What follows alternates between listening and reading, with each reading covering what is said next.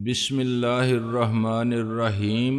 گمنام ہیرو کے معزز ناظرین، السلام علیکم۔ آئیے چلتے ہیں کہانی کی طرف۔ وہ تینوں 10 منٹ کے بعد مہاراج کے دماغ میں جائیں گے اور خاموش رہ کر دیکھیں گے کہ وہ امریکی اکابرین مہیش اور مہاراج سے کیسی حکمت عملی اختیار کریں گے اور بعد میں پورس کے ساتھ کتنے تضادات کے تحت حکمت عملی اختیار کرنے والے ہیں۔ امریکی سیاست کے پیش نظر یہ سمجھا جا سکتا تھا کہ وہ دو ٹیلی پیتھی جاننے والی پارٹی کو خوش بھی رکھیں گے اور درپردہ انہیں ایک دوسرے سے لڑانے کی بھی کوشش کریں گے تاکہ ٹیلی پیتھی جاننے والے آپس میں کبھی متحد نہ رہ سکیں۔ جو لوگ جنوبی ایشیا اور یورپ سے شمالی برفانی علاقوں میں جاتے ہیں وہ جانتے ہیں کہ وہاں زندگی گزارنا کتنا دشوار ہوتا ہے، خصوصاً کھلی فضا میں رہنا موت سے لڑتے رہنے کے مترادف ہوتا ہے۔ میں حالات سے لڑتا ہوا ایسے علاقے میں پہنچا ہوا تھا جہاں حد نظر تک برف سے ڈھکی ہوئی دنیا دکھائی دیتی تھی۔ پیری بریٹن سے نمٹنے اور وہاں سے آنے والے کمانڈوز کو ختم کرنے کے بعد مجھے اس برفانی علاقے سے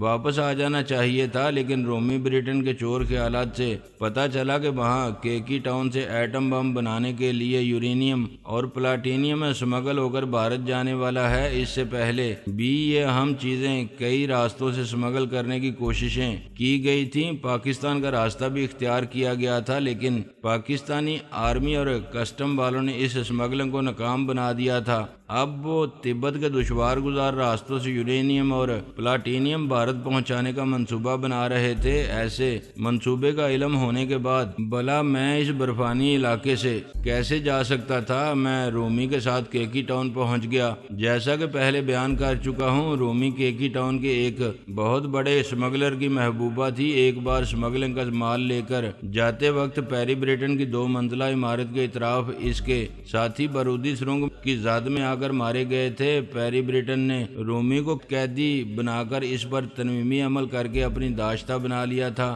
میں اسے پیری بریٹن سے نجات دلا کر اس سرد علاقے میں ایک طویل فاصلہ طے کرتے ہوئے کیکی ٹاؤن پہنچا تھا۔ رومی نے موبائل فون کے ذریعے اپنے اسمگلر محبوب ایمون زونا کو اطلاع دے دی تھی کہ وہ پارس نامی ایک شخص کے ساتھ آ رہی ہے۔ رومی کے استقبال کے لیے اس ٹاؤن سے باہر کئی گاڑیوں میں اس گینگ کے لوگ آئے تھے۔ وہاں پکی سڑکوں پر سے روز صبح و شام برف ہٹا کر ٹریفک جاری رکھی جاتی تھی۔ ایک بات اور یاد دلا دوں کہ رومی نے پہلی بار اپنے عاشق سے فون پر گفتگو کرنے سے پہلے مجھ سے روسی زبان میں پوچھا تھا کیا میں یہ زبان جانتا ہوں۔ میں جانتے ہوئے بھی انجان بن گیا تھا اور اس سے کہا تھا کہ میں روسی زبان نہیں جانتا۔ اس نے بتایا تھا کہ اس کا محبوب ایمون زونا اور کیکی کے اکثر باشندے صرف روسی زبان جانتے ہیں۔ اس نے فون پر ایمون زونا سے کہا تھا کہ وہ ایک ایسے غیر معمولی دلیر شخص کو لے کر آ رہی ہے جس کا نام پارس ہے۔ اس کی پشت پر کوئی ٹیلی پیتھی جاننے والا ہے جس کی مدد سے اس نے بے شمار امریکی کمانڈوز کو ہلاک کیا ہے، لہٰذا اس کے سامنے انگریزی نہ بولی جائے، یہی ظاہر کیا جائے کہ وہ سب صرف روسی زبان جانتے ہیں۔ پارس اگر ان کے گینگ میں شامل ہونے پر راضی ہو جائے گا تو انہیں اس کے ٹیلی پیتھی جاننے والے سے بھی اسمگلنگ کے سلسلے میں مدد ملتی رہے گی۔ اب میں کیکی ٹاؤن پہنچ گیا تھا جہاں اسمگلروں کی حکمرانی تھی۔ ہمارے استقبال کے لیے آنے والی گاڑیوں میں سے قادداور تگڑے روسیوں کے علاوہ ایک حسین عورت بھی باہر آئی۔ اس نے رومی سے مصافحہ کیا، پھر مجھ سے مصافحہ کرنے کے دوران میں رومی نے تعارف کرایا اس کا نام ڈمپل زونا ہے، یہ ایمون زونا کی بہن ہے۔ جتنی حسین دکھائی دے رہی ہے اتنی خطرناک اور بے رحم ہے، دشمنوں کو کبھی معاف نہیں کرتی، انہیں تڑپا کر مزے لے کر ہلاک کرتی ہے، اس سے ذرا ہوشیار رہنا۔ رومی انگریزی میں مجھ سے بات کر کے یہ ثابت کر رہی تھی کہ ڈمپل زونا بھی انگریزی نہیں جانتی ہے۔ پھر اس نے روسی زبان میں ڈمپل سے کہا یہ وہی دلیر شخص پارس ہے، یہ ہماری زبان نہیں جانتا، تم اسے اپنی اداؤں سے اپنے گینگ میں شامل کر سکتی ہو۔ ہو۔ ہم سب گاڑیوں میں سوار ہو گئے۔ میرے رومی اور ڈمپل زونا کے لیے الگ کار تھی، میں ان دونوں کے درمیان تھا۔ اس سرد علاقے میں دو آتش دانوں کے درمیان ہی بیٹھنا مناسب تھا۔ میں نے پوچھا مسٹر ایمون زونا کیوں نہیں آئے؟ رومی نے کہا ابھی ڈمپل مجھ سے یہی کہہ رہی تھی، وہ نئے مال کی کھیپ لانے کے لیے لینن گراڈ گئے ہیں، کل تک آئیں گے۔ ڈمپل نے روسی زبان میں رومی سے کہا کیا یہ شخص پتھر ہے؟ میں اسے لگ کر بیٹھی ہوں مگر اس کی طرف سے کوئی رد عمل نہیں ہے، ذرا بھی مائل نہیں ہو رہا ہے۔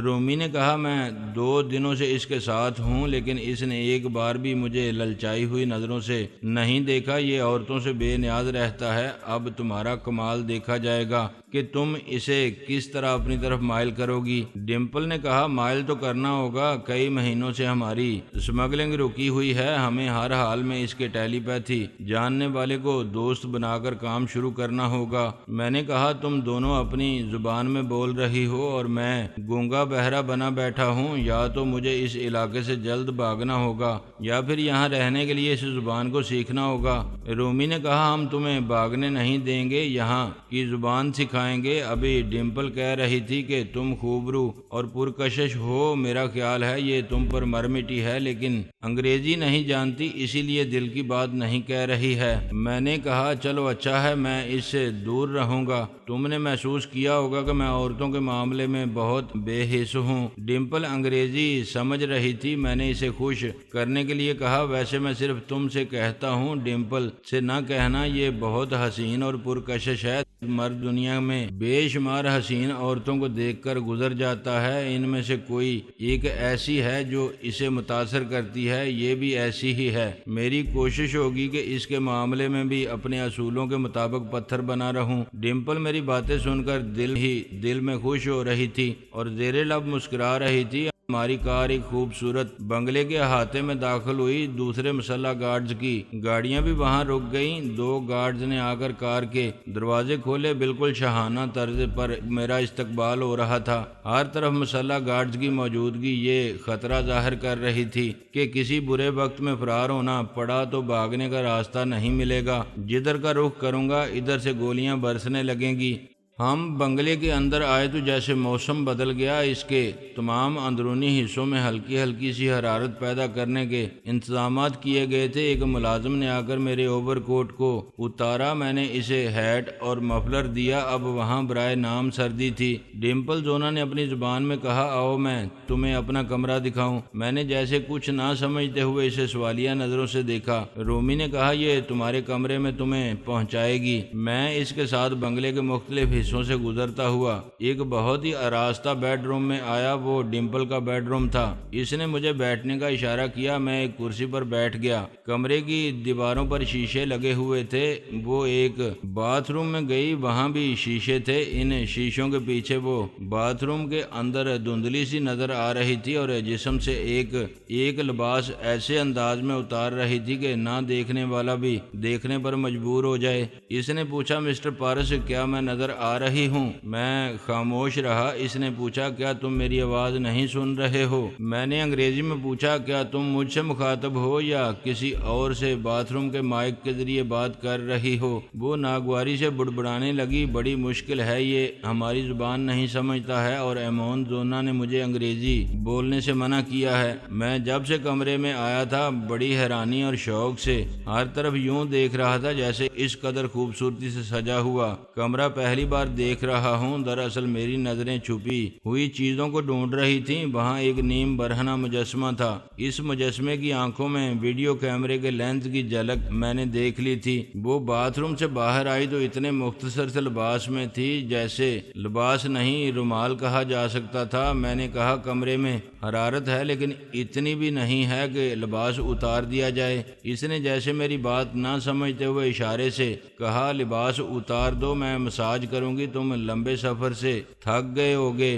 گونگے اشاروں کی زبان کو بین الاقوامی زبان کہا جاتا ہے۔ آنکھوں سے، ہاتھوں سے اور انگلیوں کے اشاروں سے بڑی حد تک باتیں سمجھائی جا سکتی ہیں۔ میں نے اشارے سے کہا لباس نہیں اتاروں گا، وہ قریب آ گئی۔ اس میں شبہ نہیں کہ اس کو ایسی حالت میں دیکھ کر فرشتے بھی بہک جاتے، لیکن میں ایسی عشوہ ترازی کے پاس پردہ ہونے والے مقاصد کو اس کی کھوپڑی کے اندر بیٹھ کر سمجھ رہا تھا۔ جہاں موت آ سکتی ہو وہاں جذبات ٹھنڈے پڑ جاتے ہیں۔ فکر یہ ہوتی ہے کہ اپنی اگلی سانسوں کو کس طرح برقرار رکھنا ہے۔ اس نے میرا ہاتھ پکڑ کر کھینچا، پھر اس مجسمے کے سامنے لا کر میری گردن میں باہیں ڈال کر بولی، کیا تم انسان نہیں ہو؟ میرے بدن کی گرمی چٹانوں کو پگھلا دیتی ہے۔ تم انسان نہ صحیح مگر کیا چٹان بھی نہیں ہو؟ میں نے کہا، مجھے افسوس ہے کہ تمہاری زبان سمجھ میں نہیں آ رہی ہے، اور بیل باز بدن کی زبان اسی وقت سمجھ میں آتی ہے جب عورت پاس آئے، مگر حیا سے آئے۔ تمہارے جیسی کتیا کو صرف کتے ہی چاٹ سکتے ہیں۔ یہ آخری فقرہ ایک عورت کے لیے اتنا توہین امیز تھا کہ وہ بے اختیار غصے سے بفر کر بولی، you shut up, I will shoot you. میں نے ہنستے ہوئے کہا، انگریزی زبان کی خوبی یہ ہے کہ یہ غصے کے وقت منہ سے نکلتی ہے۔ وہ ایک دم سے پریشان ہو کر پیچھے ہٹ گئی۔ اسی وقت بیڈ روم کا دروازہ کھلا، رومی 2 مسلح گارڈز کے ساتھ آئی۔ اس کے ہاتھ میں ایک پستول تھا۔ اس نے اندر آتے ہی ٹھائیں ٹھائیں کی آواز کے ساتھ ڈمپل کو گولیاں ماری۔ اس نے لڑکھڑاتے ہوئے پیچھے جاتے ہوئے فرش پر گر کر دم توڑ دیا۔ میں نے مسکرا کر رومی کو دیکھا۔ وہ بولی، اسے کہا گیا تھا کہ انگریزی الفاظ زبان پر نہ لائے۔ یہ ایمون زونا کی بہن نہیں تھی، اس ٹاؤن میں حسن کا شاہکار کہلاتی تھی، خاص طور پر تمہارے لیے لائی گئی تھی۔ میں نے کہا، تم انگریزی بولتی ہو کیا؟ میرا ٹیلی پیتھی جاننے والا تمہارے دماغ میں نہیں آتا ہوگا؟ آتا ہے، میرے خیالات پڑھتا ہے، یہ میں جانتی ہوں، لیکن میں ایمون زونا اور اسمگلنگ کے بارے میں جس حد تک جانتی ہوں اسی حد تک وہ میرے خیالات پڑھ سکتا ہے۔ اس سے آگے وہ ایمون زونا کی گہری شخصیت کو کبھی سمجھ نہیں پائے گا۔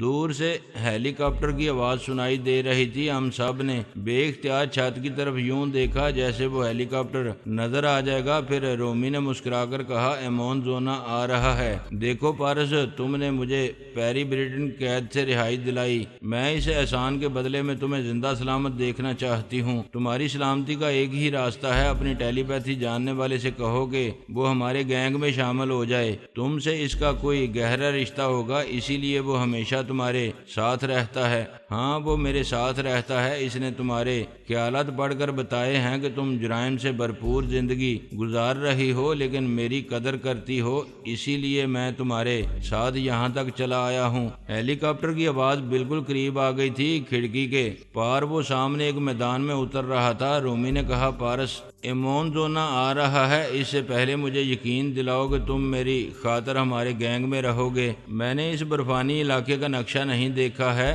یہاں کے راستے نہیں جانتا ہوں، تمہاری رہنمائی میں یہاں تک آیا ہوں اور تمہاری رہنمائی کے بغیر یہاں سے نہیں جا سکوں گا۔ یہاں اچھی زندگی گزرے گی تو ضرور یہیں رہ جاؤں گا۔ وہ خوش ہو کر بولی، ڈرائنگ روم میں چلو، وہیں ایمون زونا سے ملاقات ہوگی۔ میں نے اس کے ساتھ چلتے ہوئے پلٹ کر مجسمے کو دیکھا، پھر رومی سے کہا، کیا تم اس مجسمے کی آنکھ سے لگے ہوئے کیمرے کے ذریعے مجھے اور ڈمپل کو دیکھ رہی تھیں اور ہماری باتیں سن رہی تھیں؟ ہاں، تمہاری نظریں بہت تیز ہیں۔ آؤ۔ 2 مسلح گارڈز ہمارے ساتھ تھے۔ میں رومی کے ساتھ بنگلے کے مختلف حصوں سے گزرتا ہوا ڈرائنگ روم میں آیا۔ اسی وقت ایمون زونا دروازے سے داخل ہو رہا تھا، مجھے دیکھ کر رک گیا۔ ہم دونوں ایک دوسرے کو دیکھنے لگے۔ اس نے گہرے سبز رنگ کا چشمہ پہنا ہوا تھا، میں اس کی آنکھوں میں نہیں جھانک سکتا تھا۔ یوں تو وہ قدآور پہلوان جیسا تھا، لیکن رومی کے خیالات سے معلوم ہو گیا تھا کہ شراب پیتا ہے، اس لیے سانس نہیں روک سکتا، اور اسی لیے رومی نے فون پر اسے سمجھا دیا تھا کہ میں روسی زبان نہیں جانتا ہوں، لہٰذا وہ صرف روسی زبان بولے، میرے سامنے کوئی اور زبان کبھی نہ بولے۔ وہ مجھے تھوڑی دیر تک دیکھنے کے بعد رومی سے روسی زبان میں بولا، کیا یہ وہی پارس ہے جس کا تم نے ذکر کیا تھا؟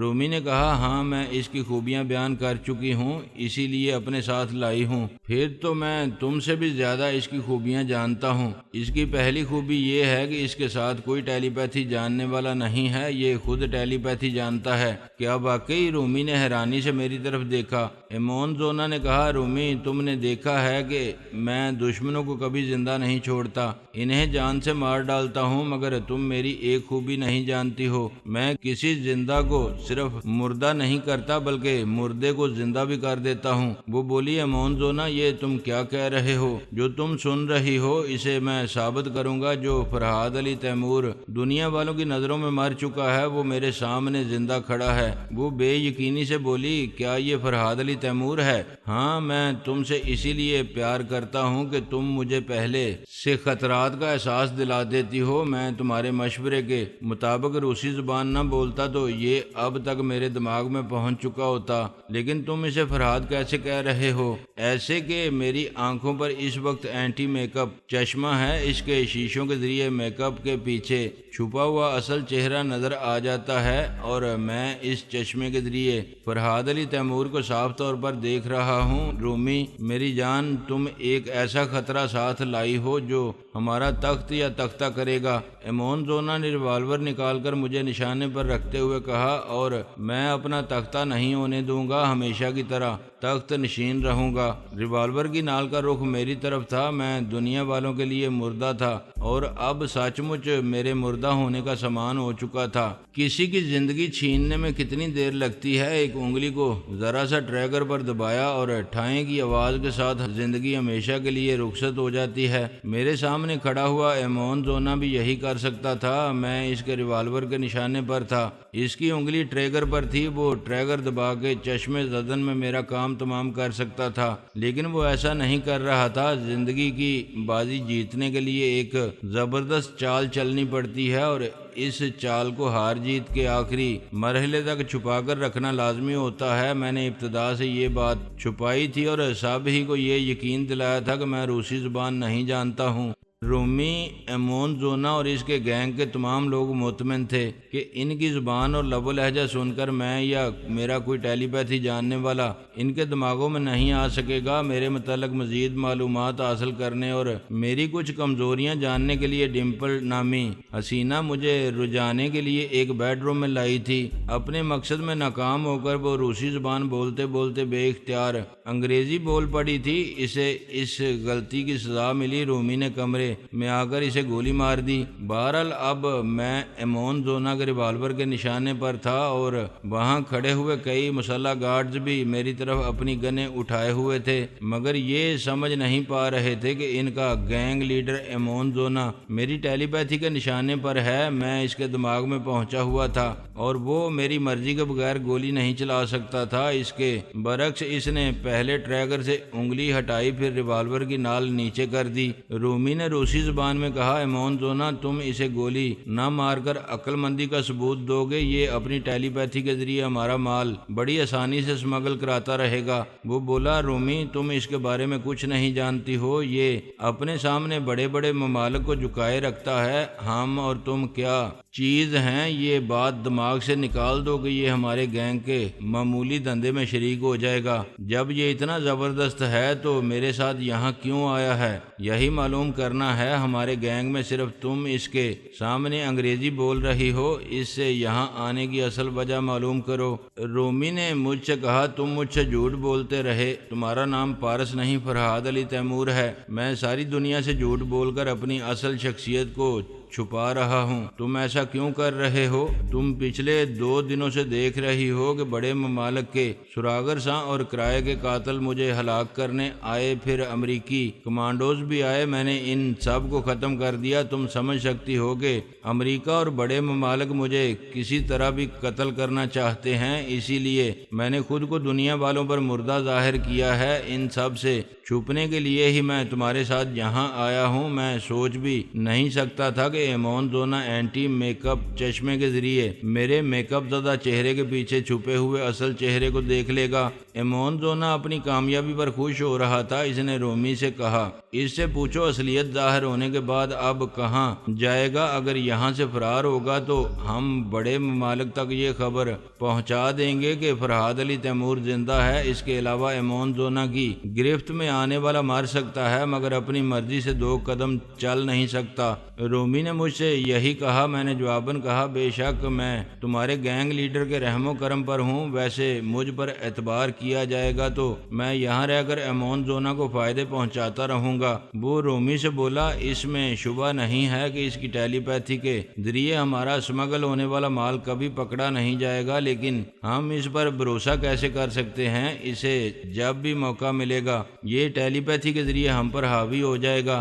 رومی نے کہا، جب یہ ہماری زبان نہیں جانتا ہے تو تمہارے یا گینگ کے کسی بھی شخص کے دماغ میں کیسے پہنچے گا؟ یہ چلاک ہے، کچھ عرصے میں ہماری زبان سیکھ لے گا۔ اسی وقت فون کی گھنٹی بجنے لگی۔ ایک خاص ماتحت نے ریسیور اٹھا کر دوسری طرف کی باتیں سنی، پھر ریسیور ایمون زونا کی طرف بڑھاتے ہوئے کہا، باس، انڈین آرمی کا ایک افسر بات کرنا چاہتا ہے۔ اس نے ریسیور کان سے لگا کر کہا، ہیلو، میں ایمون زونا بول رہا ہوں۔ دوسری طرف سے کہا گیا، میں انڈین آرمی کا میجر دھنراج ہوں۔ ہماری ایٹمی ٹیکنالوجی کے ماہرین یورینیم کی کمی کی شکایتیں کر رہے ہیں۔ آپ پچھلے 3 ماہ سے ہمیں امید دلا رہے ہیں کہ آپ کافی مقدار میں یہ مال بھیجنے والے ہیں۔ آپ بتائیں آخر کب تک انتظار کیا جائے؟ ایمون زونا نے کہا، آپ جانتے ہیں کہ ہمارے اسمگلنگ کے 2 راستے بند ہو چکے ہیں۔ آپ نے کہا تھا تبت کے راستے سے مال بھیجا جائے تو آپ کی فوج ہمارے راستے کی رکاوٹیں دور کرے گی، لیکن ابھی تک آپ کی طرف سے لائن کلیئر ہونے کا سگنل نہیں ملا ہے۔